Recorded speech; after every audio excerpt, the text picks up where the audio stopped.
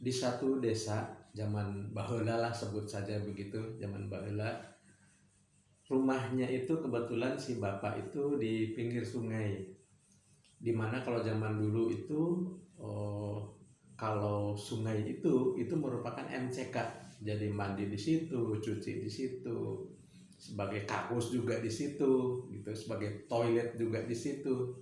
Jadi rumahnya si bapak ini itu sering terlewati oleh tetangga-tetangganya kalau mau ke sungai.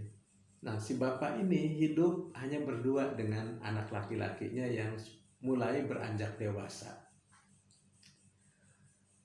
Kemudian di kampung itu yang dinamakan kaya itu, yang dinilai adalah kalau yang punya kuda banyak. Kalau yang kudanya banyak, maka disebut kita sebagai orang yang kaya gitu. Nah, si bapak ini dengan si anak ini itu hanya memiliki satu kuda.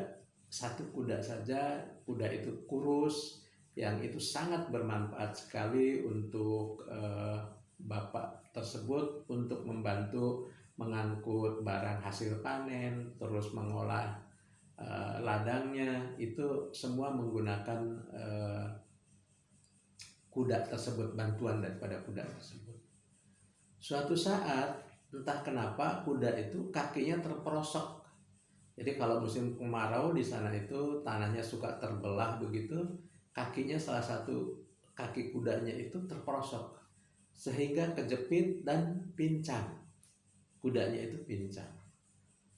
Nah, kemudian para tetangga yang lewat akan ke sungai itu, akan mandi dan sebagainya, bilang kepada bapak itu, waduh bapak kasihan ya, kena musibah, katanya gitu. Kena musibah, udah satu-satunya jadi pincang lagi, katanya gitu.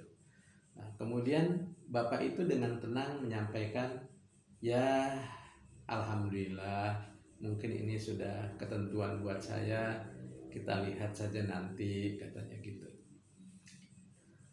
Kemudian suatu saat lepas kudanya itu, karena oleh si bapak dan anaknya itu, masa sih kuda pincang mau keluar dari kandangnya itu tidak ditutup, tidak diikat, sehingga kudanya itu lepaslah ke alam liar. Kalau dulu tuh di alam liar tuh banyak juga kuda-kuda liar gitu. Nah, datanglah para tetangga lagi, aduh bapak udah jatuh ketipan tangga lagi, katanya. Sudah hilang, sudah pincang kudanya itu, sekarang hilang pula, katanya. Bapaknya itu dengan tenang menjawab, alhamdulillah, kita lihat saja nanti, katanya gitu. Tidak lama kemudian kudanya itu datang membawa kuda yang lainnya, kuda-kuda liar. Mungkin kuda-kuda liar itu melihat, ini lucu nih kuda ini, ikutlah mereka, ada 9 kuda, jadi total jadi 10, masuk ke dalam kandang. Tanpa disengaja tersepak rupanya si penggalang kandangnya itu, sehingga menutup dan kuda-kuda liar itu tidak bisa keluar lagi. Nah, datang lagi lah tetangga-tetangganya itu akan ke sungai, aduh bapak beruntung sekali ya, kuda satu jadi 10, katanya gitu. Masya Allah, katanya gitu, beruntung sekali bapak ini, katanya. Nah, lalu si bapak itu kembali mengatakan bahwa ya alhamdulillah, kita lihat saja nanti, katanya gitu. Nah, kemudian si anaknya ini melihat kudanya banyak, senang sekali, dan ada keinginan sebagai anak laki-laki, rupanya ingin menaklukkan kuda-kuda liar tadi itu untuk dijadikan kuda tunggangan. Maksudnya mungkin mau dilatih begitu ya, atau ya, untuk nanti ngangkut beban dan sebagainya. Maka dicobalah oleh anak mudanya itu, kemudian dinaikin kudanya, kepleset, qadarullah kepleset, pincang, kakinya patah si pemuda tadi itu. Lalu kemudian tetangga-tetangga datang lagi sambil lewat, aduh bapak anak satu-satunya ya, kasihan ya, katanya, kakinya patah, kasihan sekali, katanya. Kata bapaknya, ya alhamdulillah, kita lihat saja nanti.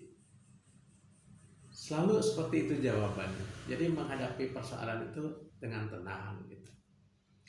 Dan 2 hari kemudian itu datanglah pasukan dari kerajaan untuk menyampaikan kepada rakyat bahwa negara dalam keadaan perang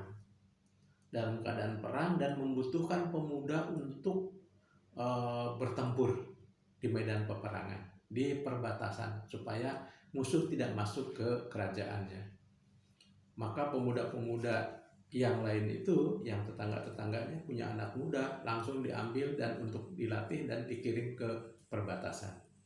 Nah, karena si bapak ini anaknya patah kakinya, maka setelah dilihat oleh salah satu pengawal kerajaan itu, oh ini tidak bisa untuk perang, tinggalkan saja katanya gitu.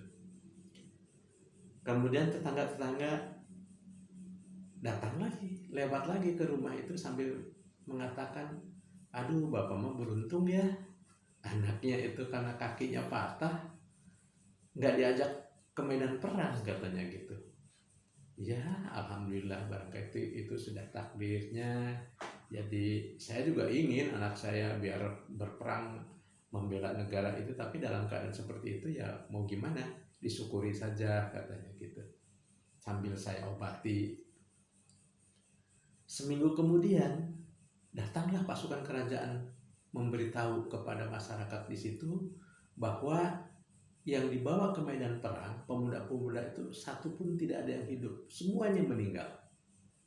Masya Allah, semuanya meninggal katanya gitu. Nangislah semua masyarakat di situ. Kemudian sambil lewat lagi, ketemu lagi dengan bapak itu, aduh bapak mah beruntung ya, anaknya itu tidak meninggal di medan tempur katanya, karena kemarin tuh putra bapak itu patah kakinya katanya gitu. Ya kita lihat saja nanti katanya bapak itu. Alhamdulillah, barangkali itu takdirnya untuk anak saya tetap berada dengan saya katanya gitu. Ya itulah terus menerus, ternyata dalam kehidupan itu silih berganti suka dan duka, tapi bagaimana menyikapinya, pada saat duka jangan terlalu bersedih, pada saat kita mendapat sesuatu yang membuat suka juga jangan terlalu suka, karena hidup itu memang silih berganti suka duka. Hakim pernah mengatakan bahwa hidup ini memang rangkaian masalah, jadi tergantung bagaimana kita menyikapi masalah tersebut. Itu barangkali pesan moral yang dapat disampaikan, bahwa itulah kehidupan, itulah yang harus kita hadapi selama kita masih hidup. Oleh karena itu tenanglah, jangan terlalu bersedih pada saat harus bersedih, jangan terlalu gembira juga pada saat mendapat kegembiraan. Biasa-biasa saja, disyukuri saja, dihadapi saja dengan rasa syukur, dengan rasa baik, dengan rasa husnudon kepada Allah, kepada Yang Maha Pencipta, sehingga kita insya Allah akan terus mendapat pertolongan dari Allah Subhanahu wa Ta'ala. Demikian dulu yang dapat disampaikan. Assalamualaikum warahmatullahi wabarakatuh.